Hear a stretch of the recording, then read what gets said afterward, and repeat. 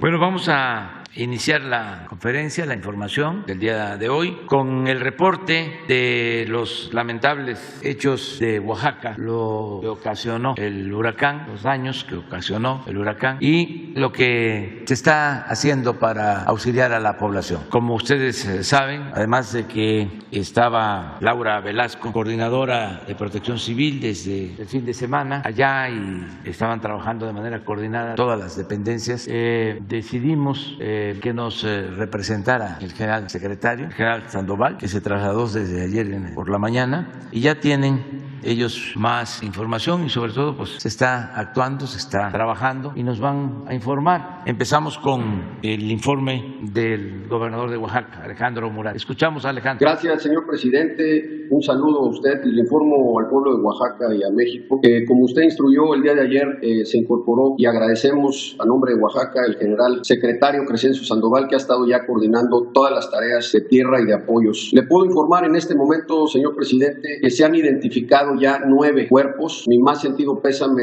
a sus familias y seres queridos, por lo cual tenemos 9 defunciones ya confirmadas de manera legal y tenemos 6 personas todavía desaparecidas. El número se reduce porque ya hemos podido tener auxilio a todas o la mayor parte de las comunidades ya afectadas por este fenómeno Ágata. También podemos informar, señor presidente, que de acuerdo a CONAGUA sigue habiendo una probabilidad del 80%, 3 fenómenos meteorológicos en los próximos 5 días de un posible ciclón. Como usted ha instruido, estaremos dándole seguimiento. Por el otro lado, también CONAGUA ha dispersado más de 120,000 litros de agua y nos informan que el estado de las presas está en sus niveles normales. CFE también informa que después de tener un universo de 80,000 afectados y afectadas en su sistema de energía y luz, hoy solamente se tienen 25,500, la mayor concentración en los municipios de Pochutla y Tonameca, y se espera que hacia la medianoche se va a tener ya casi la totalidad de la luz restablecida. Telmex nos informa que también ha recuperado el 80% del servicio de datos y voz e internet y se espera también que hacia la medianoche el día de mañana se pueda tener totalmente restablecido. SCT informa también que la red federal carretera está totalmente restablecida. Solamente hoy hacia la tarde la carretera 175 se estará teniendo ya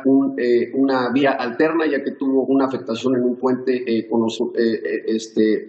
en esa carretera. Por último, en el tema de la red estatal, podemos informar que tenemos acceso a todas las regiones, pero a medida que se va avanzando hay deslaves importantes. Quiero aprovechar este espacio para informar a los municipios de Xanica, de Pluma Hidalgo y de la región de los Osolotepec que se espera que hacia el día de mañana podamos tener ya una apertura total o redes alternas para poder tener la conectividad. Esto lo digo porque hemos tenido mensajes de que no se ha podido tener interacción por la vía de la conectividad, aunque quiero sí recalcar que con el plan DN3 y el Ejército se ha tenido interacción con todas las comunidades. Se cancelan clases ya toda la semana en la región de la costa, en la región de la Sierra Sur y la región del Istmo, y agradecer mucho al general secretario Crescencio Sandoval, que desde el día de ayer empezó la dispersión de las más de 10,000 despensas. Él estará informando y el día de hoy de los enseres. Se ha hecho una petición para una declaratoria de emergencia de 26 municipios. Eso es cuanto, señor presidente. Gracias, Alejandro. General secretario. Buenos días, señor presidente. Buenos días a todos. Para continuar con este informe, comentar que la aplicación del plan DN3E, del plan Marina y el plan de la Guardia Nacional se está ejecutando aquí en Oaxaca con 3,064 elementos del Ejército, Fuerza Aérea, Marina y de la propia Guardia, dando prioridad a las poblaciones donde impactó el huracán en la parte costera de Oaxaca. También se encuentran colaborando en estos planes 1,720 elementos entre Protección Civil Federal, Estatal y Municipal, CONAGUA, Comisión Federal de Electricidad, AMEXIT. También tenemos 190 vehículos dentro de estos planes, 8 helicópteros para hacer la distribución de lo que son las despensas en la parte de la sierra, que el día de hoy estaremos viendo la posibilidad de ya emplearlos.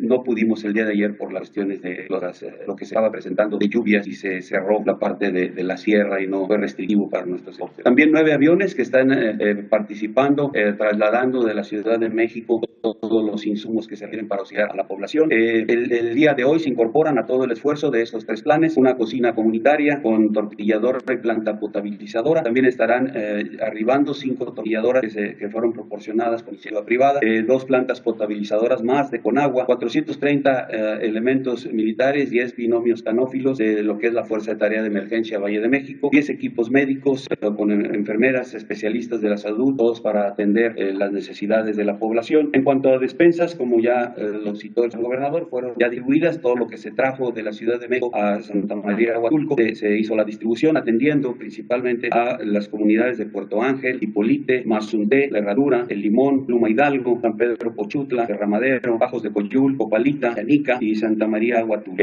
Tendremos el día de hoy, después de una coordinación con la Cruz Roja Mexicana, el arribo de despensas a Miahuatlán, que a partir de ahí estaremos llevándolas hacia la parte de la región de Osorotepec, atendiendo a la población afectada. También el día de hoy queremos que podamos hacer reconocimientos y entrar a la parte de los Ichas, también que es la parte serrana, lo que es la Sierra Sur de Oaxaca, atenderla. Esperemos que las condiciones meteorológicas nos lo permitan y estemos ya totalmente llevando todo el apoyo a la población. Si me permite, doy la palabra al almirante jefe del Estado Mayor General de la Armada. Buenos días, señor presidente. Buenos días a todos. Me resta adicionar a lo ya informado por mi general secretario. En cuanto a los daños a la infraestructura y puertos, no se han prestado hasta el momento reportes relevantes. Sin embargo, en cuanto a las estaciones navales, más del 80% de la estación naval avanzada de Puerto Ángel pues fue afectada. Asimismo, como un muelle que se utiliza para embarcaciones menores y para las operaciones de la Secretaría de Marina se perdió totalmente. ¿Ya cuánto? Buen día. Esto, señor presidente, por nuestra parte. Nos están informando de Huatulco. ¿En dónde están? En Huatulco, presidente. Y pues adelante, Laura. Gracias, presidente. Muy buen día. Buen día para usted y para el pueblo de México. Muchas gracias. Estamos en Huatulco, señor. En este momento aquí se instaló el puesto de mando a cargo del general secretario Luis Crescencio Sandoval. En lo que corresponde a protección civil, señor presidente, hemos continuado con todos nuestros recorridos en la zona baja y también en la zona de la Sierra Sur. Le comentaba a usted muy tempranito que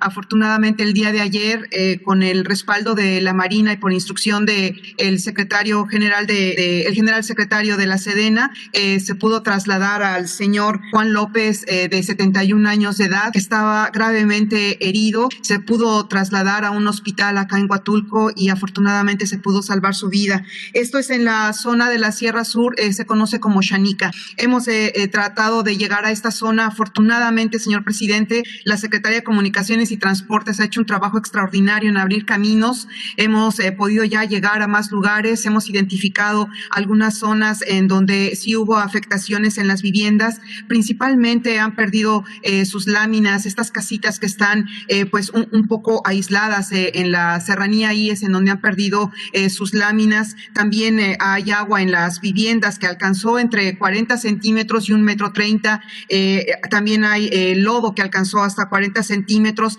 pero importante el resultado que ha realizado los habitantes de las comunidades que se encuentran realizando los trabajos de limpieza en sus hogares, y evidentemente que la Sedena, la Marina, la Guardia Nacional, el gobierno del estado trabajando para abrir camino y poder entrar a dar los servicios necesarios. Las zonas, como ya lo mencioné ayer, señor presidente, de la zona baja, de la zona costera, es Tonameca, Pochutla y Copalita, y en la zona de la sierra, en San Mateo, Viña, por ejemplo, señor presidente, el día de hoy es muy probable que por instrucción del general secretario vamos a trasladar a 2 mujeres embarazadas que tienen que venir acá a Huatulco para que sean atendidas, y una persona que también se encuentra herida, que van a atenderlo. Esto nos va a permitir, señor presidente, llegar a esta zona de conflicto y poder determinar cuáles son los daños. También informa usted que el día de hoy inicia el censo por parte de Bienestar. Ya se incorporan mis compañeros de Bienestar por instrucciones de usted para levantar el censo y determinar los daños y también la ayuda que va a ofrecer el gobierno federal. Asimismo, señor presidente, el Infonavit está dando asesoría a todas aquellas personas que se vieron afectadas en sus departamentos para adquirir los seguros de daños, y también la Secretaría de Salud del gobierno federal están dando consultas médicas. Por último, señor presidente, entre el día de hoy y mañana estará llegando al estado de Oaxaca 30,000 láminas. Es una primera entrega. Repito, eso es lo que principalmente requerimos en el apoyo a la población. 30,000 láminas, kit de limpieza, kit de aseo personal, cobertores, colchonetas, agua y evidentemente las despensas que ya se refirió aquí el general Luis Crescencio. Vamos a continuar, señor presidente, haciendo nuestros recorridos. Afortunadamente, repito, ya podemos llegar a toda la zona afectada para determinar la ayuda que el gobierno federal, por sus instrucciones, vamos a otorgar a la población. Estamos en la fase de auxilio y recuperación. Esperemos que muy pronto se vea restablecida la normalidad en el estado de Oaxaca, que se vio afectado por el paso de este huracán Ágata. Muy bien, pues ya tenemos la información de ustedes y mañana a ver si es posible tener otro informe. Alejandro, el general Luis Crescencio, el jefe del Estado Mayor de la Armada, almirante Juan José Padilla Olmos, se encuentra también allá, y Laura y todos los servidores públicos del gobierno federal, del gobierno estatal, presidentes municipales, y repetir que no están solo los habitantes de Oaxaca afectados por ese huracán, tanto los que viven en la costa como los que viven en la sierra, allá en Pluma Hidalgo, en los Osolotepec, en los Ichas, en todas esas comunidades, y vamos a apoyarlos para que, como se ha hecho en otras regiones del país, cuando se padece de estos huracanes y de daños, vamos a apoyarlos para que se rehabiliten los caminos, para que se mejoren todos los servicios de educación, de salud, que se termine de restablecer el servicio eléctrico y que se ayude para la actividad productiva. Desde luego, nuestro abrazo a familiares y amigos de los que desgraciadamente perdieron la vida, y vamos a seguir apoyando. No están solos, y muchas gracias, general Sandoval, por encabezar esta acción. Y nos vemos mañana, si les parece. Muchas gracias. Muy bien, pues vamos a continuar. Hoy jueves es también informe sobre los hechos de violencia y el programa de Cero Impunidad. Y está con nosotros Ricardo Mejía, subsecretario de Seguridad Pública, que nos va a informar. Con su permiso, señor presidente, damos a conocer el informe de Cero Impunidad, no hay crimen sin castigo, donde intervienen las instancias del gobierno federal, la Secretaría de Defensa Nacional, la Secretaría de Marina, la Secretaría de Seguridad y Protección Ciudadana, la Fiscalía General de la República, las Fiscalías de los Estados, Guardia Nacional y el Centro Nacional de Inteligencia. Iniciamos. En este periodo, el pasado 27 de mayo, se detuvo al presunto autor material e intelectual de los dos homicidios perpetrados el 25 de noviembre en el Palacio Municipal de Guaymas, donde fueron privadas de la vida dos personas, entre ellas una activista feminista y dos personas lesionados. Es el cuarto probable participante identificado, quien fue el responsable de planear el ataque, proveer armas y explosivos, contratar al sicario ejecutor. Este sujeto lleva por nombre Brian Maximiliano N. y se le conoce como La Monja. Siguiente. El evento se registró en noviembre y entre ellos fue asesinada Marisol N., joven integrante de un colectivo feminista. De los cuatro presuntos responsables, uno fue abatido el día de los hechos y dos más fallecieron en otros eventos de carácter criminal, también en Sonora, y finalmente ya fue detenido el autor intelectual y material. Siguiente. Esto es una operación coordinada por las mesas de seguridad de Sonora y Baja California. Fue una persecución de fuerzas de seguridad que inicia en el municipio de Mexicali, cuando persiguen a dos camionetas que llevaban diferentes armas de asalto, cartuchos, entre otras cuestiones, y se pudo detener a 8 generadores de violencia en el noroeste del país, 3 de los cuales ya tienen procesos penales o imputaciones penales en el estado de Sonora. Ya todos ellos fueron vinculados a proceso penal. Siguiente. Fueron detenidos en esta operación en Baja California 4 personas y en Sonora otros 3, y uno de ellos fue abatido durante el enfrentamiento y es una célula criminal que operaba en ambos estados. Y también en Ciudad Obregón, Sonora, elementos de la Sedena y Guardia Nacional, en coordinación con la Agencia Ministerial de Investigación Criminal del Estado, detuvieron a 3 presuntos integrantes de la célula delictiva de los Arellano Félix. Fueron detenidos con armas largas, armas cortas, cargadores y cartuchos, y ya está pendiente su vinculación a proceso penal.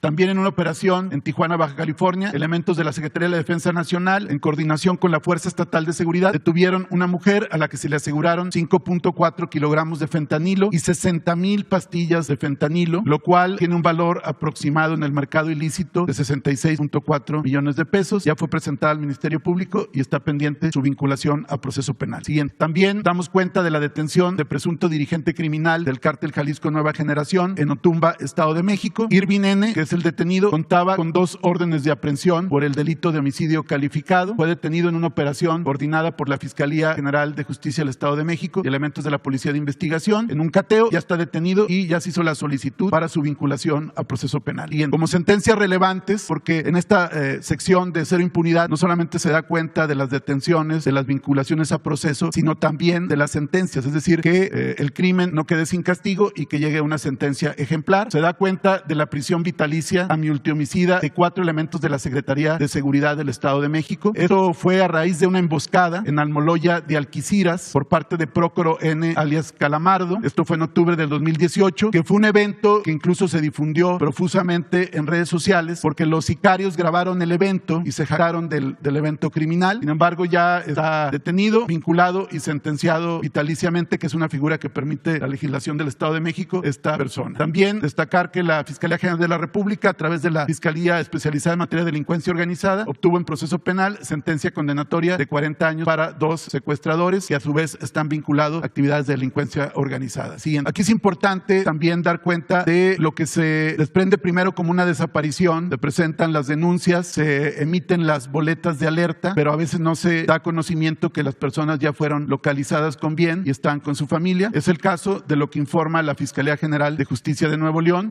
toda vez que entre los días 26 de mayo y 1 de junio fueron localizadas 18 personas con reporte de búsqueda, todas ellas del género femenino. Y en el caso de Oaxaca, en estrecha colaboración la Fiscalía de Justicia del Estado con la Coordinación Nacional Antisecuestros y la Secretaría de Seguridad y Protección Ciudadana localizaron entre el 15 de abril y 31 de mayo a 78 personas reportadas como no localizadas o desaparecidas. 34 de ellas son hombres y 44 mujeres. Vamos a pasar muy rápido. Estas son todas las personas que se localizaron en ese periodo. Consideramos importante difundirlo porque se queda, si no, la sensación de que estas personas no están localizadas o que siguen desaparecidas. También continuando con Oaxaca, y a partir de la instrucción que nos dio el presidente de la República de informar del caso de María Elena Ríos Ortiz, saxofonista que fue víctima de un intento de feminicidio con ácido en septiembre de 2019. Se informa que hay 3 detenidos, uno más falleció ya en reclusión, Ponciano N., y Juan Antonio N., que es exdiputado local de Oaxaca y que sería el autor intelectual, fue detenido desde el 9 de abril del 2020, está vinculado a proceso penal. Rubicel, que también fue copartícipe de este evento criminal, también está detenido, y Rubén N. también detenido. Quien sigue prófugo es Juan Antonio B., hijo de Juan Antonio N., y por el cual, siguiente, hay una alerta de búsqueda y localización por tentativa de feminicidio. Se ofrece una recompensa por parte de la Fiscalía de Oaxaca por $1,000,000 a quien proporcione información veraz, útil y eficaz que permita su captura. Se han emprendido diversas operaciones para su captura, acciones de inteligencia, y se sigue la búsqueda permanente para lograr su detención y presentación para vinculación a proceso penal. Señalar también que se renovaron por parte del Mecanismo de Protección de Personas Defensoras de Derechos Humanos y Periodistas de la Secretaría de Gobernación, se renovaron las medidas de protección para María Elena Ríos Ortiz. Siguiente. También aquí damos cuenta de una desaparición y posterior localización de 2 personas. Este evento fue en Tlajomulco de Zúñiga, Jalisco. También fue ventilado profusamente en redes sociales. Es el caso de Ana Michel y de Idreain Erudiel, que fueron desaparecidos o no localizados el día 28 de mayo. Sin embargo, afortunadamente, en acciones emprendidas por la Fiscalía del Estado de Jalisco, la Comisión de Búsqueda y diferentes organismos civiles, finalmente el gobierno del Estado de Jalisco informó que fueron localizadas con bien estas 12 personas. Siguiente. También otro caso de 2 menores desaparecidas del Estado de Veracruz, de Aculcingo, Veracruz. La Unidad Antisecuestros de Veracruz, en coordinación con la Coordinación Antisecuestros y la Fiscalía General de Justicia de la Ciudad de México, pudo ubicar a las 2 menores en una terminal de autobuses de Tapo. Las menores habían sido enganchadas, habían sido motivadas a salir de su domicilio con una supuesta oferta de trabajo en Guadalajara, Jalisco. Ellas salen de su domicilio sin la presencia de un adulto, pero finalmente se pudo dar con ellas, ya están bien y ya están con sus familias. Siguiente. También en el caso de Veracruz, destacar la buena actuación de la Fiscalía General de Justicia del Estado de Veracruz, quien por los hechos en que perdiera la vida el presidente del DIF municipal de Acayucan, Clemente Nagasaki Condado, en un evento acontecido el 26 de mayo pasado en el municipio de Acayucan, se han hecho por parte de la Fiscalía diferentes acciones de investigación que les permiten ya judicializar el caso, y ya hay orden de aprehensión contra el autor material de este evento y se espera en breve su detención. Este es el caso que ayer preguntaron aquí en la conferencia mañanera del señor presidente y que nos dio instrucciones de informar. Comentar que hemos estado en comunicación con el gobierno de Veracruz a cargo del gobernador Cuitláhuac García y la fiscal Verónica Hernández Guidans, quienes con mucha diligencia y ánimo colaborativo nos han compartido esta información que permite ya dar a conocer que han sido detenidos los 2 presuntos autores del feminicidio de Viridiana Moreno ocurrida en el estado de Veracruz. Vamos a dar una breve recapitulación de los hechos. Viridiana Moreno sale de su casa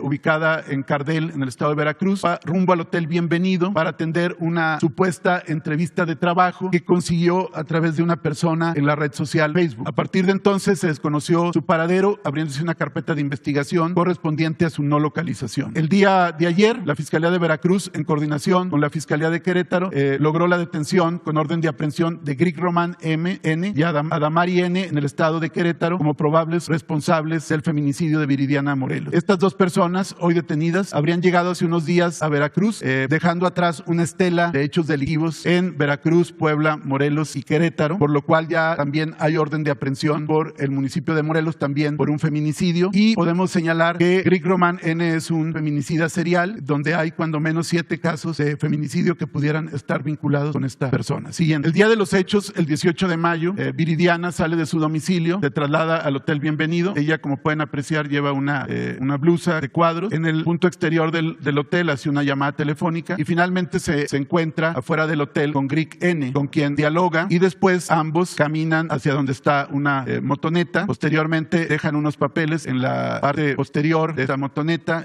para introducir ahí la documentación. Abordan la motoneta siguiente y se trasladan por la calle Venustiano Carranza de la ciudad Cardel. Estas son cámaras de videovigilancia que dan cuenta que iba la motoneta.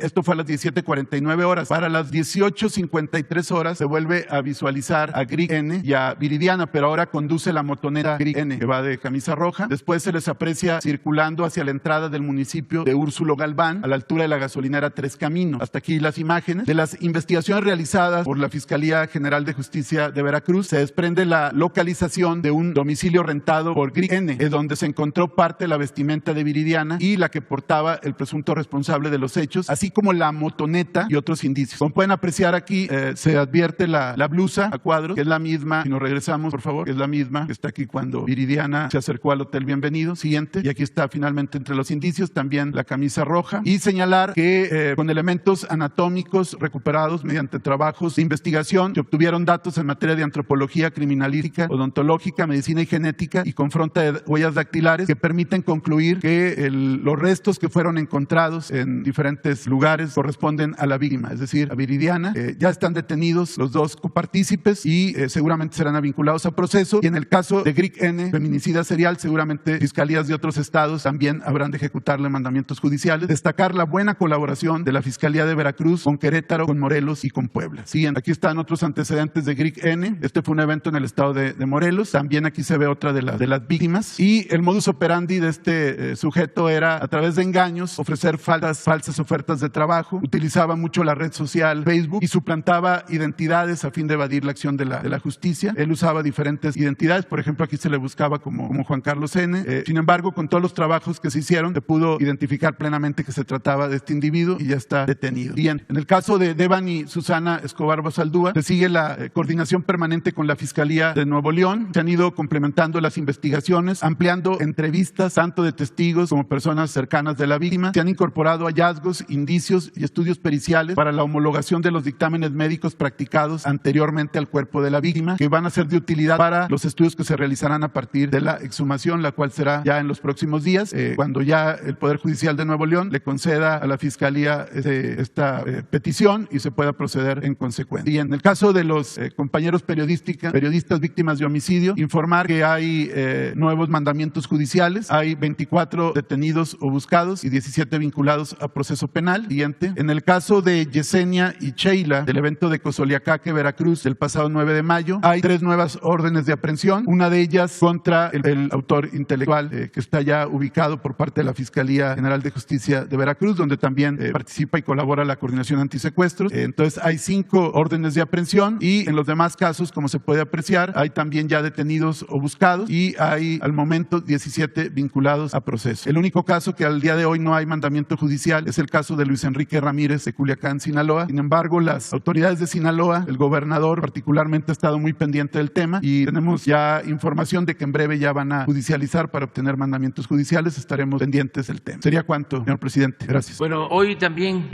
jueves, como se hace cada mes, vamos a informar sobre datos generales de cómo andamos en el país, cómo está la economía y también lo que tiene que ver con otros datos, incluida la situación de inseguridad, de violencia. Entonces vamos a pedirle a Carlos Torres, que es coordinador de programas integrales para el desarrollo y además secretario técnico de la Oficina de la Presidencia, que nos informe sobre eso. Con su permiso, presidente, saludo al subsecretario Ricardo Mejía, a los medios de comunicación aquí presentes y a quienes nos siguen en las redes sociales. Vamos a dar a conocer los principales resultados socioeconómicos al cierre de mayo del presente año. Comenzamos con un hecho inédito, que es que a 3 años y medio de gobierno, el peso mexicano se ha apreciado con respecto al dólar. Como podemos ver, esto no había ocurrido en sexenios anteriores, inclusive en algunos casos la depreciación fue cercana al 1000%. Por poner un ejemplo, en el sexenio anterior la depreciación a estas alturas era superior al 40%. En el contexto internacional, el peso se ha mantenido fuerte, estable, es una de las pocas monedas que se ha apreciado con respecto al dólar en estos mismos 42 meses de gobierno. Sobre las remesas, informar que el día de ayer el Banco de México dio a conocer el dato de abril. Agradecer a nuestros paisanos que viven en el extranjero, ya que estos envíos siguen aumentando. En el mes de abril fue de 4.718 millones de dólares, lo que representa un incremento del 17% contra el mismo mes del año anterior. Ya tenemos un estimado para el mes de mayo y sería el primer mes en la historia en superar los 5.000 millones de dólares. De seguir así, estaremos llegando a los 60.000 millones de dólares al cierre del año. La economía sigue creciendo. Al primer trimestre del año se registró un crecimiento del Producto Interno Bruto de 1% en comparación contra el trimestre inmediato anterior, cifra similar a la de Colombia y por arriba de países como Reino Unido, Canadá e inclusive Estados Unidos. La semana pasada la Secretaría de Economía dio a conocer el dato de inversión extranjera directa al primer trimestre del año, que es un récord con una cifra superior a los 19.000 millones de dólares. Descontando las operaciones atípicas, que en este caso es la fusión de Televisa y Univisión, así como la reestructura de Aeroméxico, tenemos un incremento del 5.8% contra el mismo trimestre del año anterior. Esto reafirma la confianza que hay en los inversionistas en el país y podemos decir que este año va a ser el de mayor inversión extranjera directa en la historia de México. La inflación es un fenómeno que ha afectado mundialmente en los últimos meses. En el mes de abril se registró una inflación anual de 7.68%. Ya se dio a conocer la cifra de la primera quincena de mayo, es ligeramente inferior, con 7.58%.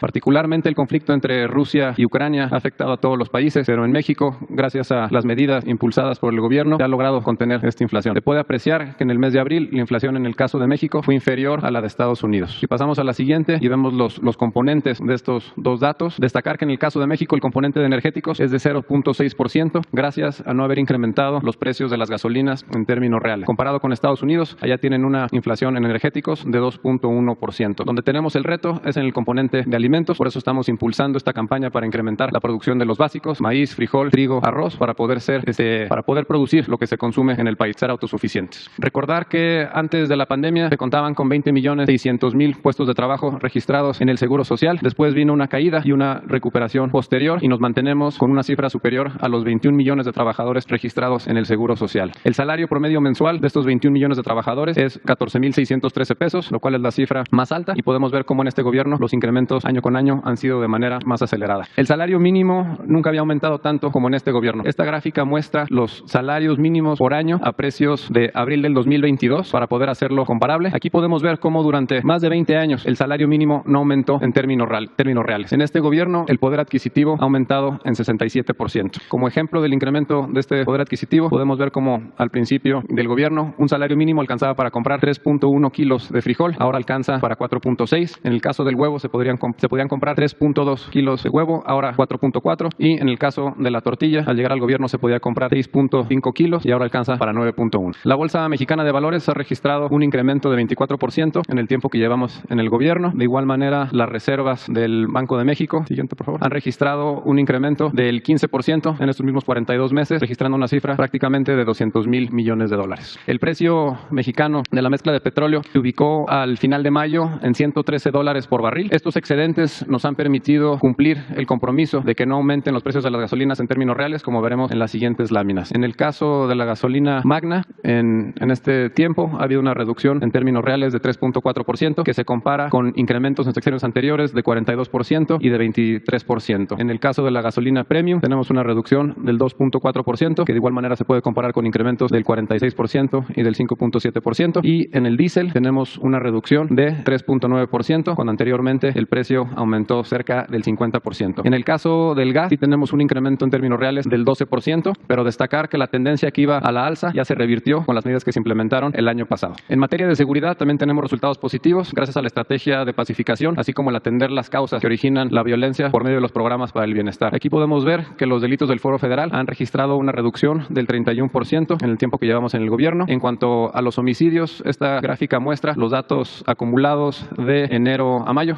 Ahí hay un error en la lámina, es de enero a mayo. Recordar que teníamos una tendencia que iba a la alza, inclusive con porcentajes superiores al 30%. Esa tendencia ya se revirtió y ahora tenemos una reducción. Contabilizando el estimado que tenemos para el mes de mayo, tenemos una disminución del 10% contra el mismo periodo del año anterior. En cuanto a secuestro, tenemos una reducción del 45% y comparamos los últimos 12 meses del gobierno anterior contra los últimos 12 meses del gobierno en curso. Con respecto al robo de vehículo automotor, tenemos una reducción del 40% y, por último, en robo en general tenemos una reducción del 24%. Ya, cuántas gracias.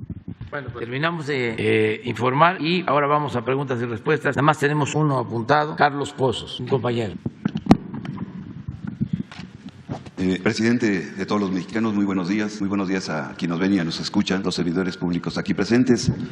Quiero aportar, si usted me lo permite, cómo se han hecho fortuna esos periodistas que sistemáticamente opinan y no informan, como es Joaquín López Dóriga Velandia, quien inventó comentarios a la noticia como estrategia de venta, señor presidente, y le vendió mucha publicidad en los gobiernos neoliberales, al IMSS, a la Secretaría de Marina y a los gobiernos de los estados, e hizo fortunas este periodista. Y quiero comentarle, presidente, que yo en 1999, en la cumbre de la PEC en Santiago de Chile, en el Hotel Asturias, en la habitación 319, me encargaron llevarle su chayo en dólares a este periodista que se dice tan pulcro y tan limpio. Y bueno, esto quiero recordarle a todos los jóvenes, el reportaje publicado el sábado 26 de diciembre del 2015, redactado por Genaro Villamil y que tituló López Dóriga cuando el micrófono tiene precio, donde en la portada se muestra un cheque por 464,442.59 pesos del gobierno del Estado de México con fecha 20 de mayo del 2012. El reportaje narra el pleito inmobiliario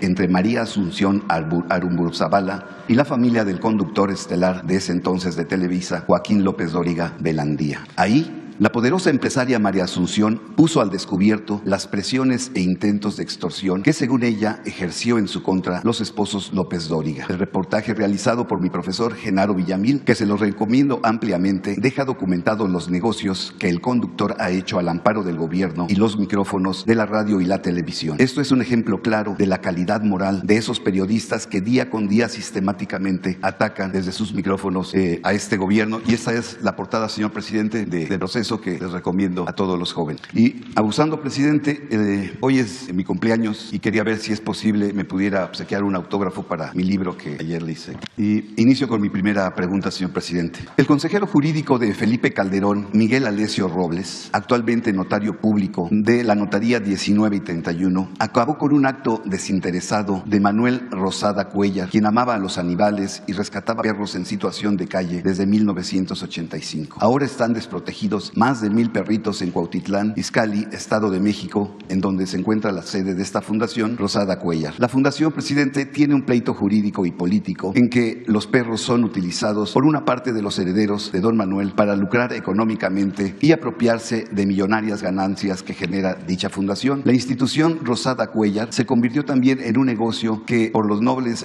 intenciones, ha originado ingresos millonarios por parte de la sociedad civil. En junio del 2013 falleció don Manuel Rosada y comenzaron las prácticas irregulares, malos manejos de la administración y los recursos de la fundación. Su sobrina María de Lourdes Rosada Morales y su esposo Alejandro Rodríguez, tras la muerte del fundador, se asumieron como los únicos administradores y representantes, pero no tenían las facultades legales para representar y manejar los millonarios recursos que se generan. Este pleito legal lleva ya 9 años y en el cual se ha denunciado a María de Lourdes Rosada y a su hermano Pedro Rosada Morales de haber utilizado influencias políticas del exconsejero jurídico de la Presidencia de la República, Miguel Alessio Robles, en tiempo de Felipe Calderón. Se dice, presidente, que Alessio Robles habría utilizado sus influencias para validar con su notaría el pasado 12 de abril del 2021 que los dos sobrinos modificaran el acta constitutiva sin la presencia del representante legal, el señor Burgos Ordóñez. En este caso también, presidente, se habla de fallos manipulados de jueces como la licenciada Araceli Cortés Eslava, actual juez interina del caso, y que ha favorecido a los hermanos Rosada Morales, librándoles incluso de cuentas de recursos que estaban en proceso embargadas. La pregunta es, presidente, ya que usted conoce de esta historia, ¿qué opina? Y solicitarle respetuosamente a Ponciano López Juárez, que él es presidente del Colegio de Notarios de la Ciudad de México, hacer una investigación del caso. Esa sería mi primera pregunta, presidente. Bueno, eso podría ayudar de manera voluntaria el secretario de Gobernación para establecer comunicación con las partes y con el notario. Vamos a pedirle a Adán que intervenga en cuanto a lo que estás planteando. Jefe del Estado mexicano, el pasado 26 de febrero, Ricardo Aldana Prieto tomó protesta como nuevo secretario general del Sindicato de Trabajadores Petroleros de la República Mexicana y se renovaron las 36 secciones. En 3 meses y 6 días, la dirigencia del sindicato ya tuvo en la calle manifestándose frente a la torre ejecutiva de Pemex a trabajadores que bloquearon Avenida Marina Nacional. Sí hay escasez de medicamentos en los hospitales de Pemex, señor presidente, pero es porque esconden las medicinas. En el Hospital Central del Norte de Azcapotzalco le quitaron espacios a 120 adultos mayores. Han afectado a los jubilados con su salario y le piden que se tome en cuenta en la mesa de diálogo de negociación de renovación salarial. Presidente, el sindicato cierra válvulas. Hay escasez de gasolina en Tamaulipas en el cierre de campañas políticas. Hay falta de empleo para los trabajadores transitorios que bien podrían laborar en la refinería Olmeca. Todo esto es para generar malestar en las bases de los trabajadores y en la ciudadanía previo a las elecciones. Presidente, hay un complot y un boicot, un golpe blando dentro del sindicato. Y señor presidente, a esto también es traición a la patria. ¿Y sabe por qué, presidente? Porque quieren que les regrese usted el manejo de las plazas laborales que vendían simulando préstamos y cobraban entre 200,000 y 500,000 pesos y se los iban descontando. Y en el transporte de personal, el sindicato maneja un mundo de dinero y es negocio solamente para los líderes sindicales. Tiene el sindicato y las secciones el manejo de la informática y saben por adelantado las acciones a realizar por parte de las autoridades de Pemex. Presidente, la pregunta es, ¿hay responsables en el cierre de la válvula? ¿Se permitirá que sigan estos golpes blandos para doblar a Pemex? Y saber cuándo el director de Pemex dará a conocer y explicará sobre los bonos para el pago a proveedores. Sí, ya como lo mencionas, hay una mesa de diálogo entre Pemex y los representantes sindicales. Inició hace 2 días y está participando la secretaria del Trabajo. Ella está conduciendo esta mesa y hay voluntad de que se llegue a acuerdos para que no haya conflictos. Se está buscando una solución y acerca de lo de los bonos va a informar el secretario de Hacienda y el director de Pemex.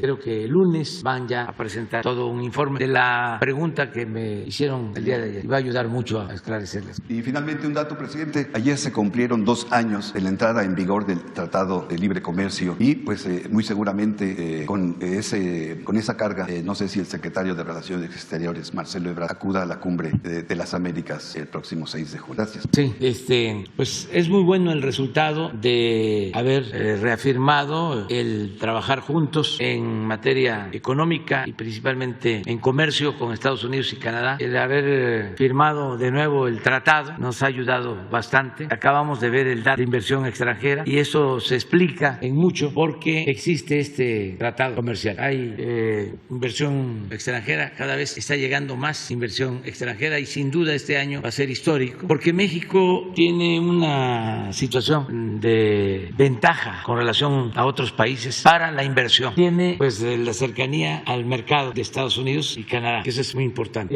Ya hay mucha integración económica entre Estados Unidos, Canadá y México. Hay no solo fábricas, hay plantas de autopartes de la industria de Estados Unidos y Canadá que hacen indispensable a México. Es estratégico nuestro país. Y en el mundo pues lamentablemente no andan bien las cosas en otros continentes y todos los analistas están coincidiendo de que México es la opción para la inversión foránea, para la inversión extranjera. Hace como un mes desayuné con Larry Fink, presidente de un fondo de inversiones, se dice que uno de los más importantes del mundo, BlackRock, y su concepción, su visión es de que México está adelante como país estratégico para la inversión extranjera en algunos aspectos. Por ejemplo, se habló mucho de las baterías, por eso la importancia del litio, por el impulso que van a tener las energías renovables, todo lo que es la transición energética en el mediano y en el largo plazo. Los vehículos eléctricos, ya hay sitios, ciudades en Estados Unidos donde el porcentaje de vehículos eléctricos es considerable, pero se requieren las baterías y se requiere el litio y se requiere otros minerales. De ahí la importancia de que México tenga litio y que se haya tomado la decisión de nacionalizar, de que sea una empresa de la nación, de los mexicanos, la que administre el litio. Pero en ese campo hay mucho futuro. Otra oportunidad que se tiene es la de las plantas de fertilizantes, con todo esto que está pasando en Europa. Inversión para tener fertilizante y la materia prima es gas, y se tiene en Texas, y se tiene en México, se tiene en América. Esa es otra opción de inversión.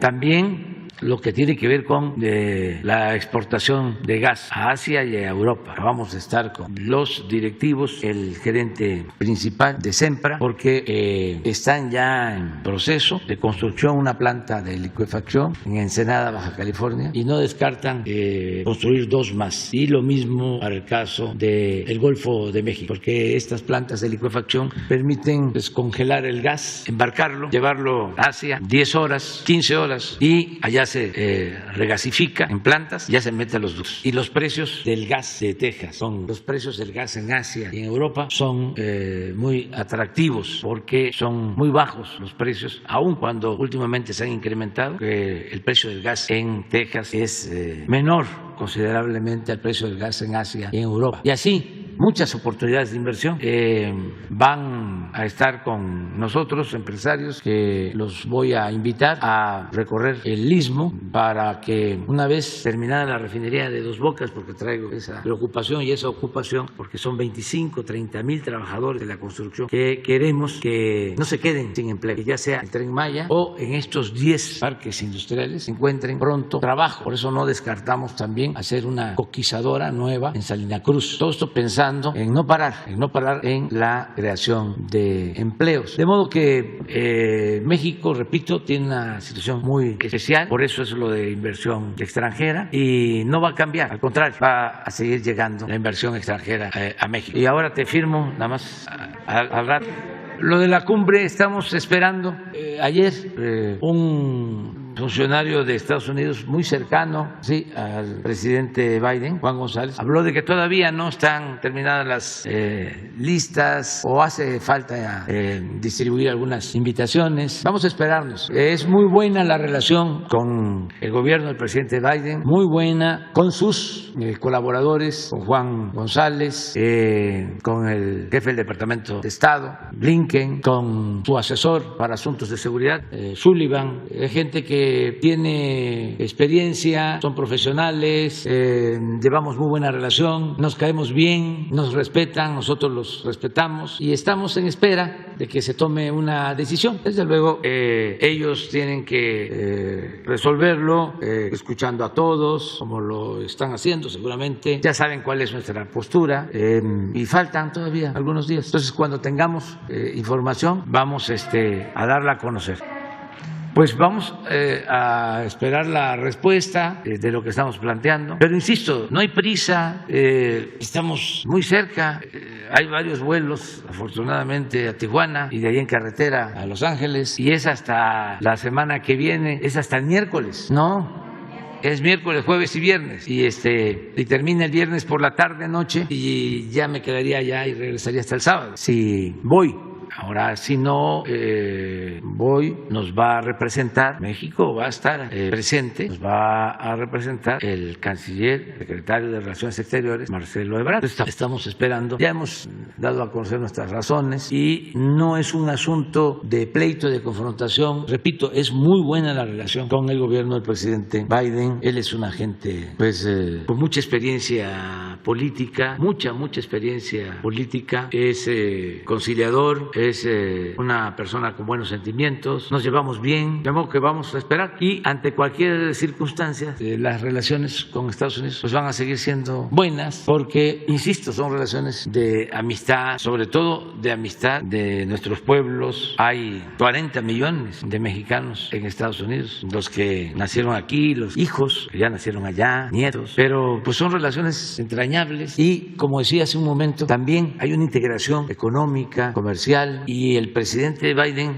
ha aceptado, incluso antes de que yo se lo planteara, porque él es una gente respetuosa, ha aceptado de que tiene que haber, le llama pie de igualdad en nuestras relaciones. Tiene que haber un pie de igualdad en nuestras relaciones. Cada vez que hablamos me lo repite. Entonces es respetuoso de nuestra independencia, de nuestra soberanía. Es un buen gobernante. Ese es mi punto de vista en lo personal. Presidente, ¿cómo se está organizando México para esta reunión Canadá, México, Estados Unidos que le toca al país organizar? No tenemos ahora ninguna relación o una reunión a la que no se esté participando. Creo que la reunión más importante pues es esta cumbre, ¿no?, de las Américas. Bueno, ahora sí, vámonos. 1, 2, una compañera mujer de atrás, allá, 3, 4, 5 y 6 y 7. A ver si resultó. Buenos días, señor presidente, subsecretario. Buenos días, licenciado. Buenos días a todas y a todos. Diego Elías Cedillo de Tabasco Hoy, Campeche Hoy, Quintana Roo y Diario Basta de Grupo Cantón.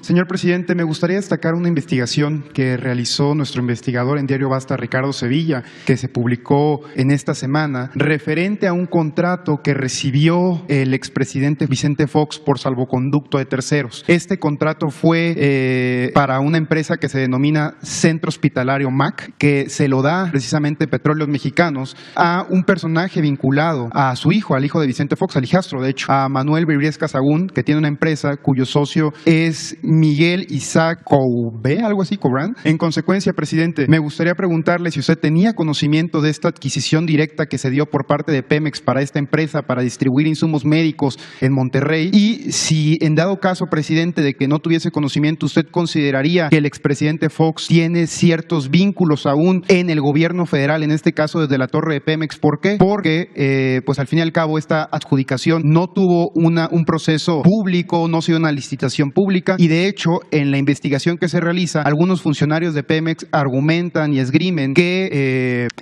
por instrucciones de altos mandos se tenía que dar esta adjudicación. Sería mi primera pregunta, presidente. Gracias. Pues no tengo conocimiento sobre este posible contrato. Seguramente se va a informar. Quiero comentar de que nosotros no tenemos enemigos. No es mi enemigo el expresidente Peña Nieto, ni el expresidente Calderón, ni el expresidente Fox, ni el expresidente Cedillo, ni el expresidente Salinas.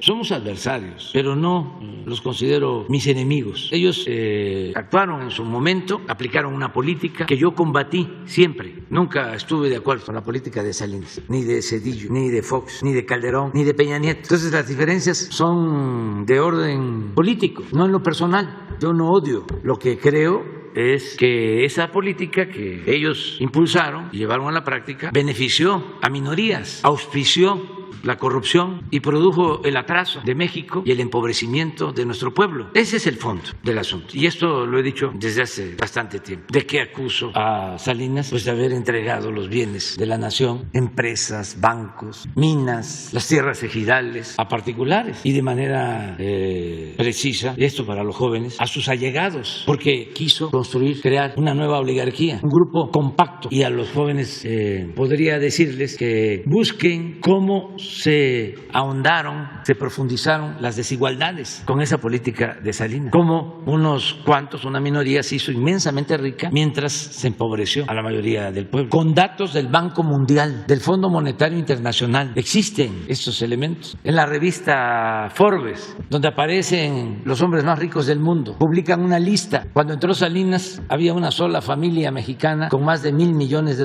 de capital. Cuando terminó Salinas ya eran 24 multimillonarios mexicanos con más de 48,000 millones de dólares. Y la mayoría de ellos se había beneficiado o con un banco o con una empresa pública. Por eso yo le llamo el padre de la desigualdad moderna. En el caso de Zedillo, entre otras cosas, ¿por qué tenemos diferencias? Y esto también para los jóvenes, porque ante una crisis que provocó el mismo gobierno, una crisis económica financiera que se dio cuando termina Salinas y empieza Zedillo. Ante esa crisis, en vez de rescatar al pueblo, deciden rescatar a los de arriba, a los mismos que se habían beneficiado con la política entreguista de Salinas, a las grandes empresas, a los bancos, y convierten las deudas privadas de estas corporaciones en deuda pública. Y de ahí surge el llamado FOAPROA. En vez de rescatar a los de abajo, rescatar a los pequeños comerciantes, pequeños empresarios, se rescató a los de mero arriba. Y se dejó esa deuda que, en términos generales, significa 3 billones de pesos, que la vamos a tener que seguir pagando todavía en nuestra generación, y es posible que se herede a las nuevas generaciones. Esa es mi diferencia. ¿Cuál es mi diferencia con Fox, de fondo? Pues que engañó a millones de mexicanos de que iba a haber un cambio, y siguió con lo mismo, siguió aplicando el salinismo como política, al grado que su secretario de Hacienda había estado de subsecretario de Hacienda con Salinas, y claro que no hubo ningún cambio. Siguieron las privatizaciones de Salinas, de Zedillo, y para colmo, después de que se logra hacer a un lado al PRI, décadas de lucha de mucha gente, de todas las corrientes de pensamiento, porque era una lucha que venía de opositores de derecha, de opositores de izquierda, para hacer a un lado al partido único, al partido de Estado. Él traiciona ese movimiento y al final, en vez de respetar la voluntad del pueblo, participa, encabeza el operativo de fraude cuando nos roban la presidencia de la República. Pero además, él lo confiesa. Hay testimonios, declaraciones de él, en donde dice, claro que participé. ¿Cómo iba yo a dejar que un loco llegara a la presidencia? Claro que cargué los dados a su estilo. ¿Quieren ver cuál es su estilo? Porque no ha cambiado. Y no sé si genio, pero figura así hasta la sepultura. Pon ayer sobre qué habló ayer o antier. Es lo mismo de Denise Dresser y Carmen Aristegui, lo de Mola, pero hay algo en especial que me da risa, porque hasta eso no es tan aburrido. No bosteza aún leyendo sus... Ahora me voy a acordar, pero de ayer o antier. Pero si se ve este texto con lo que decía hace 15, 20 años, yo creo que fue por lo de la visita a Sinaloa o algo que esta cosa comentada. Creo que fue algo que puso Elizabeth el miércoles, ayer, sobre qué se trató ayer el ¿Quién en las mentiras? Bueno, eso es Fox, ¿no? Calderón, pues imagínense el nivel de inmoralidad, porque él sabe perfectamente que no ganó la presidencia, pero agréguese que de manera irresponsable, sin tener un diagnóstico, sin saber lo que estaba sucediendo y sin pensar que la paz es fruto de la justicia, entrando, declara una guerra a la delincuencia organizada. Bueno, hasta se pone chaleco militar. Ándale, Tren Maya, sí. Pero vean el texto. Esto es lo que pasa por hacer las cosas con las patas. Marranadas, puras marranadas. Tren Maya, juez federal ordena suspensión definitiva de obras en tramo. Pero lo de arriba es característico de Fox, pues lo describe muy bien. Entonces, ¿ustedes creen que yo tengo odio hacia Fox? No, para nada. Le debe dar pena a la gente que votó por él, porque mucha gente pensó de que iba a haber un cambio y siguió con lo mismo, y con el agravante de que dirige un fraude electoral luego de que él llega a la presidencia por un movimiento democrático opositor. Se convierte en un traidor a la democracia. Y el caso de Calderón, pues ya lo hemos comentado, él sabe que no gana, no permite que se cuenten los votos, el voto por voto, casilla por casilla, hace acuerdos con todos, hasta con gente impresentable, es el haya sido como haya sido. Además nos induce a esta confrontación con tanto sacrificio, con tantos muertos, y luego pues le ayuda también a Peña, se entiende perfectamente con Peña porque pues ya había un acuerdo, le deja hasta comprado el avión presidencial, y aparece, se va descubriendo de que todo esto de la guerra contra el narcotráfico pues era una pantalla, era una simulación, porque tenían acuerdo con uno de los grupos, algo que era muy común, de proteger a un grupo y combatir a los demás, cuando una autoridad tiene que actuar con rectitud, pintar la raya, definir con claridad las fronteras. Aquí está la delincuencia, aquí está la autoridad, no voy a proteger a uno para combatir a otros, no, el que comete un delito tiene que ser castigado, cero impunidad y nada de componendas. Entonces ahora con lo de García Luna, que ha quedado callado, y no solo él, sino los que lo apoyaron y trabajaron con él y le ayudaron. Me llama la atención que cuando sale el tema de García Luna, Ciro Gómez Leiva y otros se enojan. ¿Dónde está la capacidad para rectificar? ¿Por qué? La autocomplacencia. Y el gobierno de Estados Unidos tiene que decidir sobre esto. Acaban de resolver, me llamó la atención, lo de una denuncia muy publicitada de unos esposos divorciados que la señora acusaba de maltrato y bueno, ya resolvieron los jueces, pero todo el proceso creo que tardó 6 meses, o sea, el proceso judicial. Y lo de García Luna ya lleva años. Está rarísimo que no tienen información. ¿Por qué tanto tiempo? Entonces, esa es de las diferencias con Felipe Calderón. Estoy en contra de él por haber desatado esa guerra y por haber autorizado que se llevaran a cabo masacres, como se demuestra con los altos niveles, índices de letalidad en enfrentamientos. Claro que estoy en contra. Y en el caso de Peña Nieto, pues estoy en contra de él por el desparpajo y la corrupción que imperó. Pero de ahí a que yo les tenga odio, no. Si me encontrara yo a Calderón, me encontrara yo a Salinas, ¿sí? A lo mejor lo saludaría, a lo mejor no lo haría por cuestiones políticas, porque me afectaría políticamente. Pero en lo personal es otra cosa. ¿Cómo? Ah, sí, ¿cómo no? Es distinto completamente, es muy distinto. O sea, un familiar de un delincuente, ¿sí? Si no está enjuiciada y si es una señora mayor, una madre, merece todo el respeto. Miren, en la tradición de justicia mexicana, cuando alguien está en la cárcel y muere su madre, se le puede permitir ir al velorio. Esas son cosas mayores, las mamás, los hijos. Eso no lo van a entender nunca. Y además no crean que estoy muy preocupado de que lo asimilen los conservadores, porque parte del pensamiento conservador es eso. Tiene el pensamiento conservador mucha carga de odio. Para ellos no hay el perdón, aunque sean católicos en su pensamiento. Y es, como lo dijo el escritor Moreno, quemarlos en la plaza. Así piensan. Son muy dogmáticos, muy fanáticos. No le tienen amor al pueblo. Y bueno, pues yo los respeto, pero yo no quiero ser como ellos. Es también lo de la ambición al dinero, la ambición a lo material, a mis hijos, a la gente que quiero, a quienes me quieren. ¿Qué les aconsejo? Aléjense lo más que puedan de esas ambiciones. Controlen esas tentaciones. Que no les domine el dinero, que no les domine el poder. No tengan tanto apego ni al dinero ni al poder. Se puede ser feliz de otra manera. Y hay que amarnos. Y me encuentro a una persona mayor, como la mamá de Guzmán Loera, la saludo y no tengo ningún problema de conciencia, que eso también es muy importante. Ese es el principal tribunal. Puede uno tomarse fotos. Imagínense cuántas fotos tengo yo con gente que está metida en cuestiones ilegales o ya está en la cárcel. No exagero, pero debo ser uno de los más fotografiados. No es para presumir de México, porque donde quiera que voy, foto.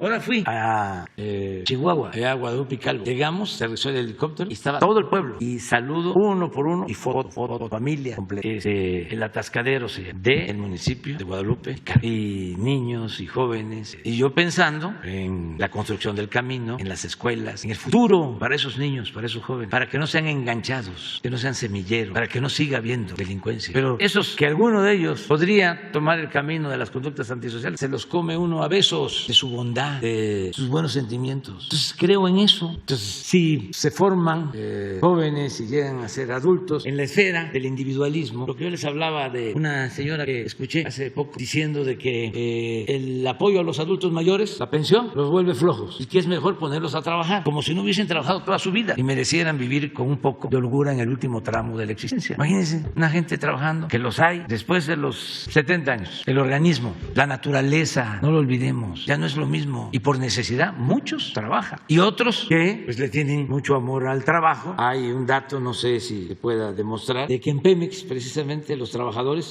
no se quieren jubilar. Y pregunté, ¿y por qué? Porque no les pagan todo completo, porque cuando están en activo tienen compensaciones o tienen otras prestaciones que una vez que se jubilan se les quitan. Y me dicen, no, en el caso de Pemex no se quieren ir porque incluso hay estadísticas, hay datos de que cuando se retiran ya no se sienten del todo bien y que el trabajo los mantiene vivos y sus amigos de trabajo y son otras circunstancias. Bueno, pero ese es el que quiere trabajar, pero que también se tenga el derecho de decir, ya trabajé y quiero retirarme. Eso se aplica en Europa después de la Segunda Guerra Mundial. El avance, desde mi punto de vista, más importante conseguido en los países europeos fue el establecimiento del estado de bienestar, que tuvo que ver mucho con el avance económico, político, hegemónico hegemónico de la Unión Soviética, y Europa tenía que definir una política social para contrarrestar lo que se estaba haciendo en los países de la Unión Soviética. Y así se creó lo del estado de bienestar, que significa que una persona cuando llega a una determinada edad ya tiene una pensión, pero no una poca cantidad, sino una considerable cantidad de recursos como para vivir con holgura en los últimos años de su vida. Y de ahí surgió también lo del derecho a la salud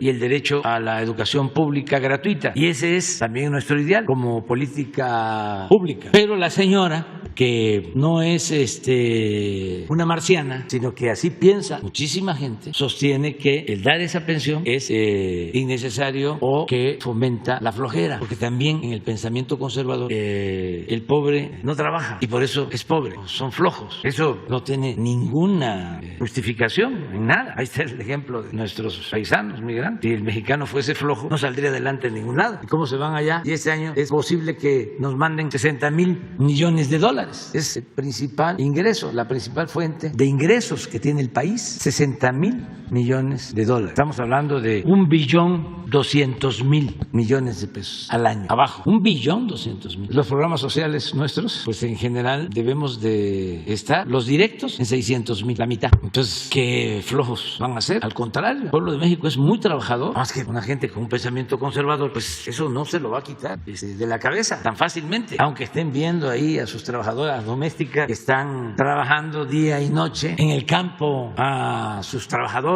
Ellos llegan, algunos, sus trocas, sombrero tejano, camisa de cuadro, pues botas, cinturón piteado, se bajan un rato de la camioneta, revisan cómo están los potreros, cómo está el ganado, se vuelven a subir al café y hablar de que qué barbaridad, qué flojos son los trabajadores. Gracias, presidente. Pero es interesante el tema, sobre el no odiar a nadie. Y yo les recomiendo a los que les interesa el tema que lean a León Tolstoy. Un día voy a dar a conocer una bibliografía, porque no necesariamente tiene que ser Lenin o Hitler para la formación. Los grandes escritores nos dejaron muchas enseñanzas. Tolstoy decía, solo siendo bueno podemos ser felices. Y escritor, de lo mejor del mundo. Pero si no leemos, simplificamos las cosas y además nos vamos con las fórmulas tecnocráticas o los tecnicismos, pues nunca vamos a poder entender la realidad y entender a otros, comprender por qué se piensa de otra manera. Pero bueno, ya nos fuimos. Gracias, presidente. Y en un segundo cuestionamiento muy rápido, su opinión con respecto al fallo de la Suprema Corte de Justicia para devolverle el dinero al INE, este tema que Lorenzo Córdoba quiere hacer un álbum en honor al Ego para cerrar su periodo en cuanto a la dirigencia, en cuanto a la presidencia del INE, también este punto de que pidieron para 2023 14,000 millones de pesos de presupuesto, argumentando que este es lo que necesitan para operar. Y presidente, en otro tema muy rápidamente, estamos a pocos días de la jornada electoral, aprovechando también la presencia del subsecretario Ricardo Mejía, saber si lo han platicado en el Gabinete de Seguridad este tema.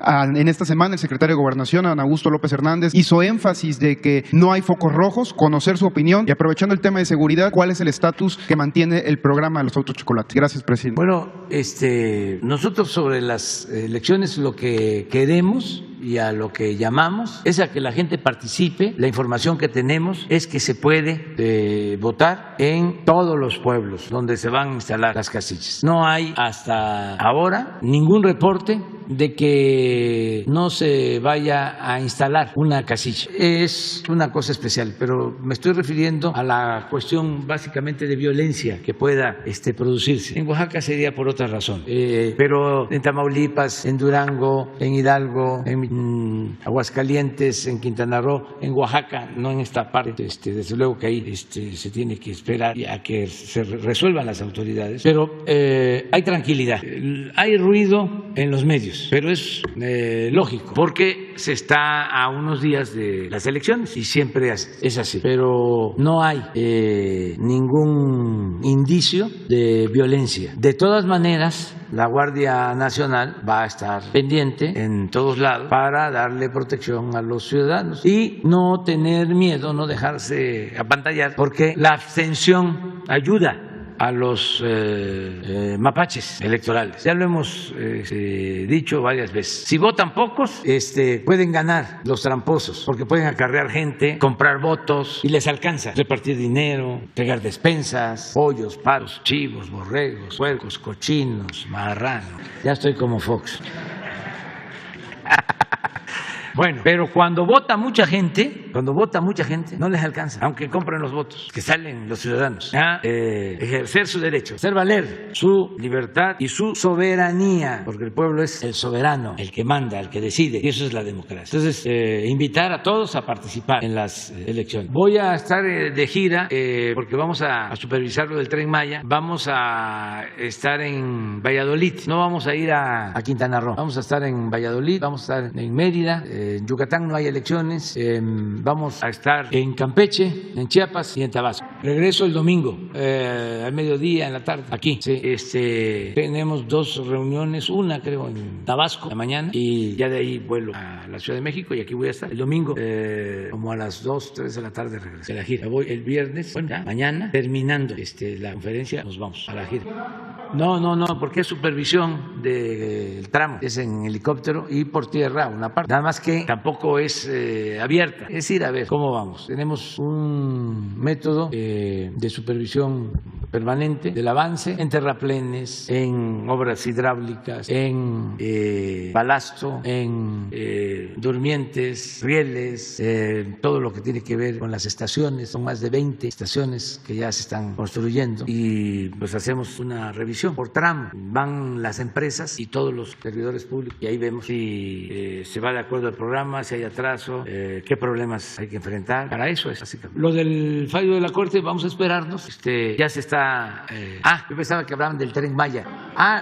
Tiene que ver con el Poder Legislativo. Miren, el Poder Legislativo y en especial la Cámara de Diputados tiene como facultad exclusiva la aprobación del presupuesto. En el caso de los órganos autónomos, a nosotros nos envían su presupuesto, el INE, la Suprema Corte de Justicia, el Banco de México, y nosotros integramos esos presupuestos al presupuesto general y se envía a la Cámara de Diputados. Nosotros no podemos modificar el presupuesto que nos envía ningún órgano autónomo. ¿Quién tiene la facultad? El Poder Legislativo. En el caso de la ley de ingresos son las 2 cámaras, la de diputados y senadores. En el caso del presupuesto es facultad exclusiva de la Cámara de Diputados. No interviene la Cámara de Senadores. Entonces, si hay una resolución de la Suprema Corte sobre el presupuesto del INE, quien tiene que atenderlo es la Cámara de Diputados. Es lo que puedo decir. Lo demás, ya para qué repito lo que ustedes saben sobre mi opinión. Si ya estoy pensando que le vamos a dar otra vuelta a la tuerca, porque hace falta darle más al pueblo, y a ver si es posible pasar de la austeridad republicana a una fase superior que podría llamarse pobreza franciscana para todos, o sea, que se acaben por completo los lujos. No puede haber gobierno rico con pueblo pobre. Es que se malacostumbraron, se les olvidó de que somos servidores públicos. ¿Para qué se meten al servicio público si lo que quieren es hacer dinero o tener de más? Que participen en sector privado o que se apliquen en negocios particulares, pero el servicio público es otra cosa. Imagínense un funcionario bajándose de un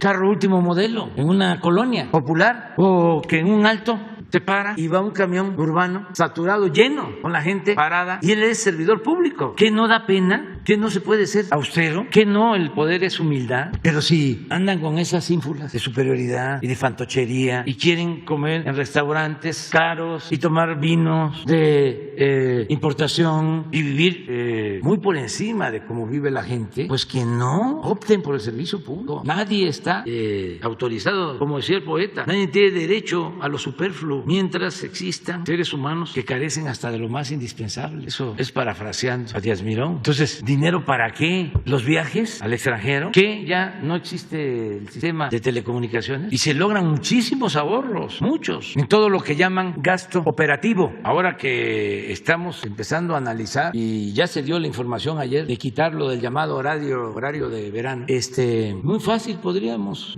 ahorrarnos lo que supuestamente se obtiene de ahorro con el cambio de horario, que está demostrado afecta a la salud. ¿Cómo lo podremos hacer? Dando el gobierno el ejemplo, con la luz, los aires acondicionados, el exceso de uso de energía, pero eso no solo público, sino no personal. Además, se paga menos. Acuérdense ustedes de que en las tarifas, si se consume un una determinada cantidad de energía, es una tarifa. Se pasa, aunque sea poquito, y ya es una tarifa muchísimo más elevada. De aquí vienen las quejas. Entonces, bueno, todo esto vamos a informarlo bien, es decir, a ver, vamos a procurar no pasarnos a la otra tarifa y vamos a ayudar todos podemos ayudar. Pero en fin, ¿cómo? ¿Que está adelantando o analizando un recorte al gasto público? Estoy, analizándolo, sí, todavía no está definido, no a lo básico. Lo que tiene que ver con la justicia no tiene límite, es para darle más a la gente. Si hacemos todavía una revisión sobre los gastos excesivos. Les voy a poner un ejemplo. Se corrigió una injusticia que se cometía con los maestros, los aumentos en los sueldos. Había maestros que ganaban hasta 8,000 pesos mensuales y el promedio de una buena cantidad eran 12,000 pesos. Y miren el promedio del trabajador inscrito al IMSS, 14,000. A ver si ponen. Y un maestro promedio, 12,000. Entonces ya logramos que no haya maestros que ganen menos que estos 14,000. Y retroactivo, es decir, desde enero. 14,603. Y traíamos maestros aquí. Este es promedio, de los 21 millones de trabajadores inscritos al seguro. Este es el salario promedio. Y en el caso de los maestros, el salario promedio en la mayoría era 12,000. Ahora, ningún maestro va a ganar menos que esto. Nos costó, porque es una nómina amplia, es la nómina más grande que se tiene en el gobierno. ¿Cómo lo hicimos?